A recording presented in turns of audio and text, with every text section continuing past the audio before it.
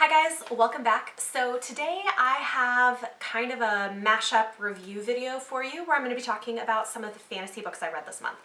If you haven't seen some of the other videos I've been doing, I am sort of doing a series of videos this month so that my wrap-up isn't like an hour and a half long, because I read so many books this month and really good ones that I want to talk to you guys about. So I'm kind of breaking it up into some smaller bits and pieces. So today I want to talk to you guys about 4 fantasy novels that I read this month that I think you should go check out. If you want an overview, I do have physical copies of 3 of these. One of them was an e-arc that I got from NetGalley, and it was one that I really enjoyed and think is definitely worth checking out. So that one is called Fire and Bone by Rachel Marks.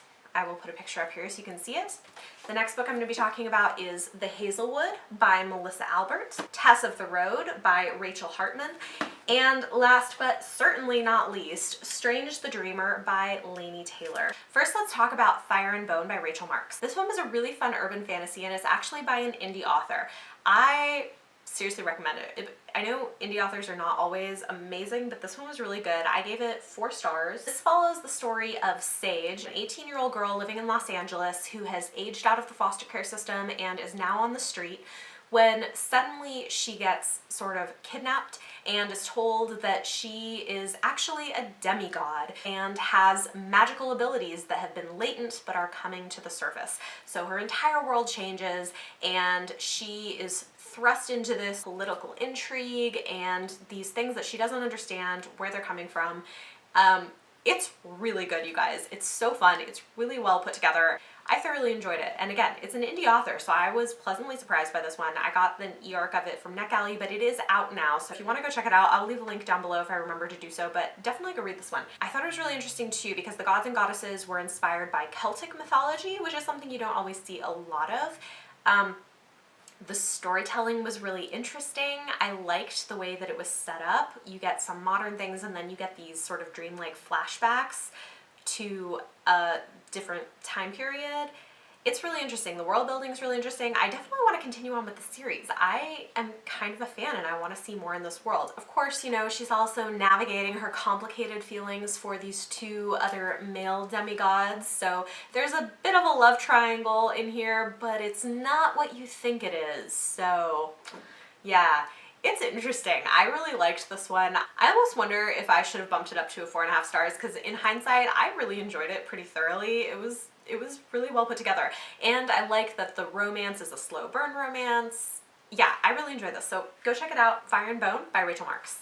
Next, let's go with the other sort of urban fantasy book that I read. That is The Hazelwood by Melissa Albert. And this, you guys, I loved this book so much. I know not everybody has liked it, and I could see that it might not be the thing for everyone, especially if you don't know what you're getting yourself into, but I thought it was beautiful. It is very much a mix of dark fairy tale and urban fantasy, and I personally love the tone of the writing. It has that very sort of dark fairy tale quality to it that sort of sweeps you away. I read almost the entire thing in one sitting. It's just really good. It's a pretty quick read, and I just loved it. It was very delicious and dark and beautiful. I felt like the writing was very lyrical. Part of it is set in New York and part of it is set in this sort of fantasy fairy tale world. It follows the story of 17-year-old Alice, who has always been on the run with her mother from bad luck. And her grandmother, who she has never met, was famous for writing this book of fairy tales that is this sort of mysterious but popular book of fairy tales that you now can't really get your hands on copies of, and nobody really knows why. It's really interesting. There's a lot of things you go in and not knowing, and I think that's probably the best way to go into it. But I just thought it was really magical and kind of drew me into that world. And it has a lot of this sort of when the magical and the fae come into contact with the real world in a really interesting way. So if that sounds interesting to you, I would definitely recommend picking this up. I know it's not everyone's cup of tea. This is not straight up fantasy. This is not straight up urban fantasy. This is dark fairy tales meets urban fantasy, and it's lovely. It's also not your typical YA book. I saw a review on this recently that I thought kind of hit the nail on the head, where she said that this is not YA in the way that like Cassandra Clare is YA. It is more sort of in this tradition of adult magical realism, but with teenage characters. And I think that that is very accurate. Sort of in the way that Catcher in the Rye is about a teenage character, but it's not really a young adult book. I think the same is really true of the Hazel Woods. So just be aware of that going in, but I was a big fan of this. This one was totally a 5-star read for me. Next up was an advanced copy of a book that I picked up at New York Comic Con. This book just came out. It is Tess of the Road by Rachel Hartman. And this is actually part of a series. I think it's a spin-off story. I have not read any of the rest of the series, let me just say that. And I actually don't think you need to.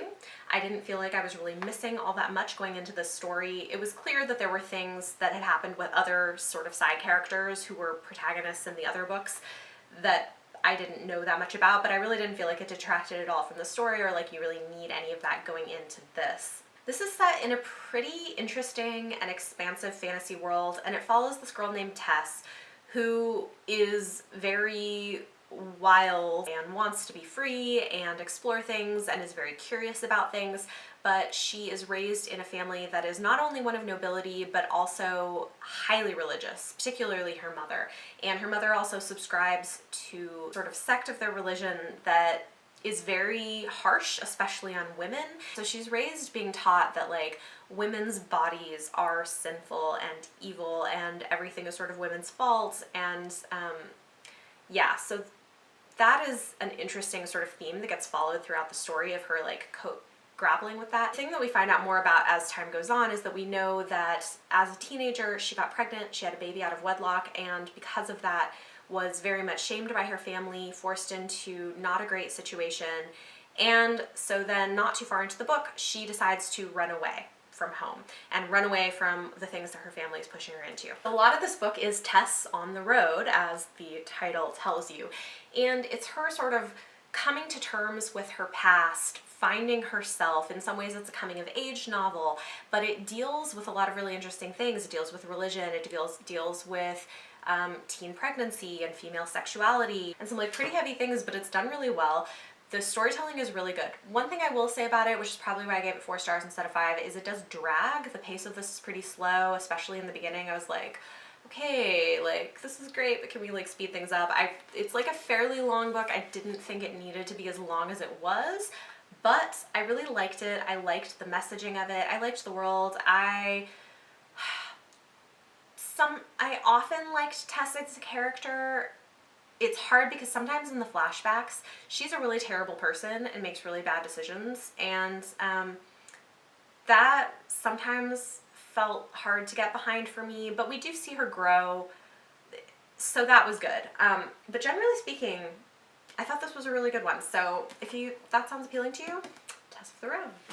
And the last fantasy book that I want to talk about is one that I know has been all over BookTube, is very popular, and again, Leanna over at Leanna's Library convinced me to read this one. Strange the Dreamer by Laini Taylor. She wrote the Daughter of Smoke and Bones trilogy, which is on my TBR. I have not read it yet, but this one I picked up from the library, and I really liked it a lot. There are specific reasons that I gave it 4 stars instead of 5, but the bulk of the book I really enjoyed. I thought it was beautifully written. It's one of those that you definitely want to go in not knowing much. So I'm not going to say a whole lot about it, but I will say that our main character, Laszlo, I love. I think he's fantastic. Again, this has been a good month for like finding some male protagonists I like, because I don't always like male protagonists that much, but Laszlo was great. He is an orphan boy turned librarian who is a dreamer and dreams of this mysterious, mystical city that nobody has seen for hundreds of years, and then things happen, and it's great. It's beautiful. It's full of adventure and magic and romance, and it's very vivid. The writing is incredibly lyrical. Yeah, this book is amazing. It's beautiful, and it's also in some ways a celebration of those of us who are readers and dreamers. Yeah, I really liked this a lot. I had some issues with the ending. I wasn't the biggest fan of the direction that the ending took, which kind of makes me unsure whether I want to read book 2. I probably will end up reading it, but I'm like not sure because I'm worried it's gonna like ruin it for me because I didn't love the direction the ending took. And we do get a second perspective at some point in this book, and I didn't love that perspective that much. I think a lot of people do. I may be in the minority with this, but that perspective was not my favorite. It was okay, but that person was sometimes kind of annoying to me. However, I think it was beautiful. I think the bits that involve romance, the way that it's written and the way that it's talked about is just beautifully done. Beautifully done. The writing is phenomenal. Yeah, so I loved it. There was a few things that I didn't like, so I generally loved it. I really enjoyed the experience of reading it. As I said, there were a few things that I took issue with, which is why this was 4 stars instead of 5, but I definitely recommend picking it up regardless. It's an amazing, beautifully written book and absolutely worth reading. So there you have it. There is my fantasy roundup for the month of February. This is not all of the fantasy books I read. I also read Name of the Wind, which is phenomenal, and I did its own review, which I will link up above. Same with Sight Witch by Susan Dennard. Again, I can link that up above as well if you want to go check that out.